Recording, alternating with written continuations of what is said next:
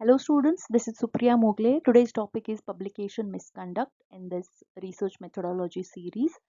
In this video, we are going to see what is publication misconduct, what are the types of it, and what are the responsibilities of authors to avoid these type of misconducts. So let's start.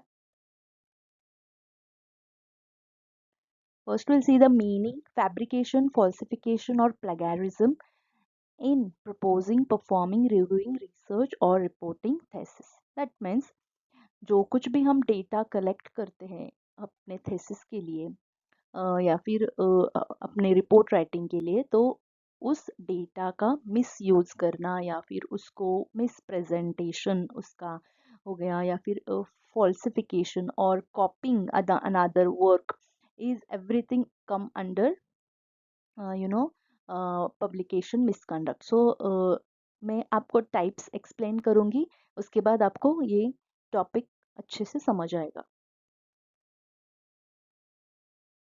Here are some types: fabrication and falsification of data, plagiarism, duplication publications, authorship issues, citation manipulation, and salami slicing. So we'll see one by one.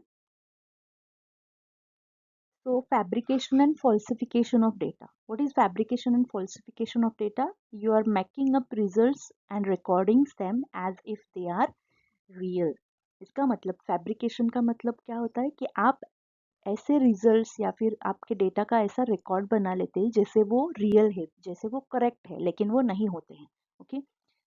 या फिर falsification मतलब you are changing the data to present incorrect results. अगर आपके findings आए हैं, आपने जो assume किया था, आपने जो एक्सपेक्ट किया था, वैसे आपके रिजल्ट्स नहीं आ रहे हैं, या फिर आपकी सपोज एक छोटा सा एग्जांपल है जहाँ पे आपको एडिशन करना है या फिर आपको एक फिगर निकालनी है, उसका राउंड फिगर में आंसर नहीं आ रहा, कुछ पॉइंट्स में आ रहा है, और वो आपको आगे जाके थोड़ा सा प्रॉब्लम लग सकता है. तो स्टूडेंट्स क्या करते हैं या फिर रिसर्चर्स क्या करते हैं, उसको वो राउंड फिगर बनाने के लिए कुछ डेटा उसमें ऐड करते हैं.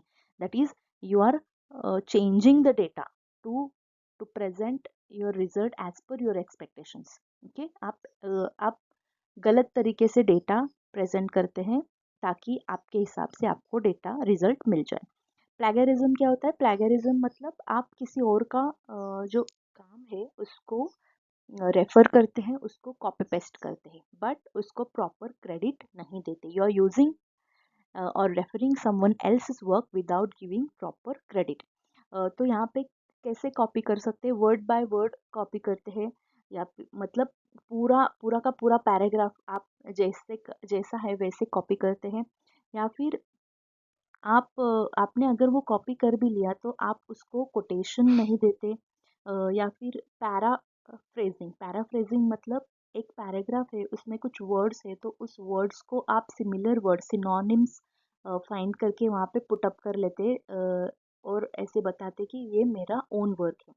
या फिर टेक्स्ट रिसाइकलिंग मतलब सेंटेंस जो होते हैं वो आप रीफ्रेम करते हैं.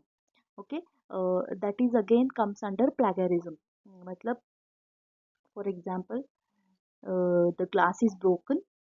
Okay, the glass is broken by Rutuja, for example. This is the sentence: glass is broken by Rutuja. Okay, and what researchers do? Researchers reframe the sentence like Rutuja has broken the glass.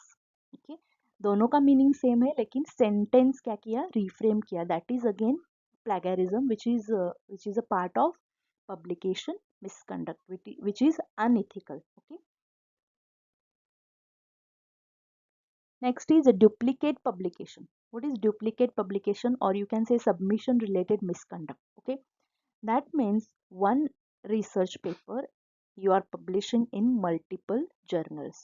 आपका एक research paper है, for example a study on customer satisfaction, और you are publishing it in various types of journals. Okay, multiple journals you are publishing one paper. That is again misconduct.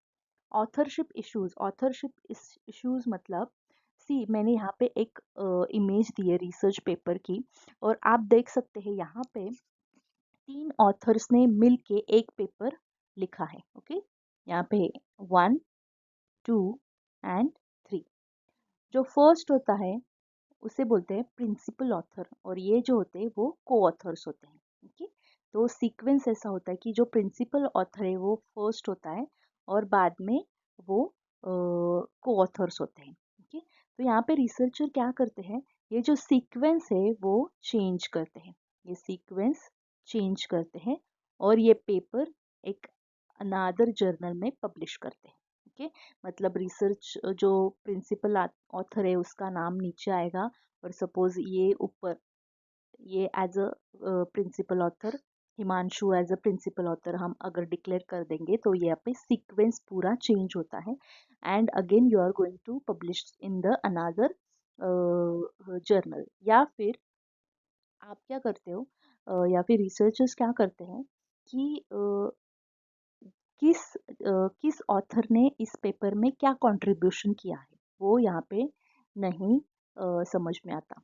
मतलब ये सुनील पटेल जो है, जो first principle author है, उसने इस research paper में क्या काम किया है, उसने डेटा कलेक्शन किया है या फिर उसने अदर फाइंडिंग सजेशंस फ्रेम किए हैं, या ये केयूर जो है थर्ड को ऑथर है उसने एब्स्ट्रैक्ट और इंफॉर्मेशन का डेटा कलेक्ट किया है, या फिर टाइपिंग हो गया, सेंटेंसिंग हो गया, ये काम उसने किया है।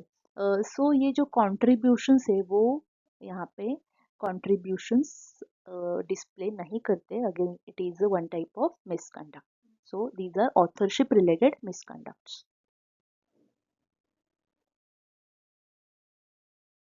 Next is citation manipulation. Okay, ये जो इमेज आपको दिख रही है दिस इज साइटेशन, मतलब अगर आपने किसी का काम रेफर किया है तो आप उसको साइट करते, आप उसको रेफर करते, यहाँ पे कौन से बुक से लिया है, कौन से वेबसाइट से लिया है, ये यहाँ पे मेंशन कर देते हैं। लेकिन इसका भी मिसकंडक्ट किया जाता है। मतलब क्या कि आपने किसी का काम किया लेकिन आप उसको साइटेशन नहीं दे रहे हैं, या फिर आपने जो कोई भी साइटेशन दिया है, मतलब सपोज आपने ये वेबसाइट दी है जहाँ से आपने ये उनका डेटा लिया है, रेफर किया है, बट जब आप इस वेबसाइट पे जाओगे तो उसको वो एक्यूरेट इन्फॉर्मेशन नहीं मिलेगी, मतलब ये साइटेशन गलत लिखा है, या फिर आपने ओरिजिनल सोर्स आपने यहाँ पे नहीं दिया है।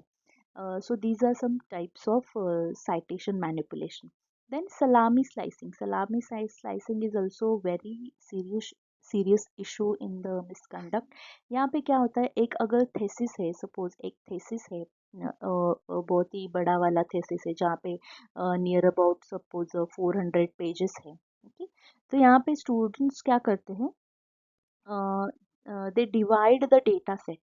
Okay, data is splitted into parts, मतलब यहाँ पे जैसे देखा है कि ये एक पार्ट हो गया उस थेसिस का, ये एक पार्ट हो गया, और ये जो पार्ट होते हैं ये अलग अलग करके अलग अलग जर्नल्स में वो क्या करते हैं, पब्लिश करते हैं as a one research paper. It is also very wrong. Okay, so it is published in different papers to different journals, that is called salami slicing. Slicing मतलब यहाँ पे आपने क्या किया, एक थीसिस को पार्ट में डिवाइड कर दिया और वो एक एक पार्ट एक एक जर्नल में पब्लिश कर दिया as a research paper. So this is also one type of misconduct. Next is how to avoid this misconduct. So if you want to avoid this type of misconducts, there are some responsibilities of authors also. So first is give references. अगर आपने किसी का काम refer किया है तो उसका reference, उसको साइटेशन दीजिए। क्लैरिटी अबाउट ऑथरशिप, आपको ऑथरशिप की क्लैरिटी होनी चाहिए, कौन प्रिंसिपल ऑथर है, कौन को ऑथर है, किसने कौन सा काम किया है रिसर्च पेपर ने, उनका कंट्रीब्यूशन आपको वहाँ पे डिस्प्ले करना है। जर्नल गाइडलाइंस को आपको फॉलो करना है, क्या क्या जर्नल गाइडलाइंस है, मतलब एक पेपर में एक ही जर्नल पब्लिश होना चाहिए, लाइक दैट। ओके, आपको क्लैरिटी ऑथरशिप की होनी चाहिए, कंसेंट्स आपने आपको लेने हैं, बिफोर सबमिशन आपको गाइडलाइंस रीड करनी है, नो फॉर प्लेगरिज्म, आपको किसी भी काम को कॉपी नहीं करना है, one paper one journal submission, एक पेपर को एक ही जर्नल में पब्लिश कीजिए, मल्टीपल जर्नल्स में पब्लिश नहीं करना है। If you use anyone else's figure or tables, you have to have written permission of that person. Okay. So these are some authors' responsibilities to avoid these type of misconduct. So I hope you understood the concept of publication misconduct. Thank you so much. And if you have any doubt, you can ask in the comment section, or you can mail me if you want any notes regarding this. I can provide you. Okay. Thank you.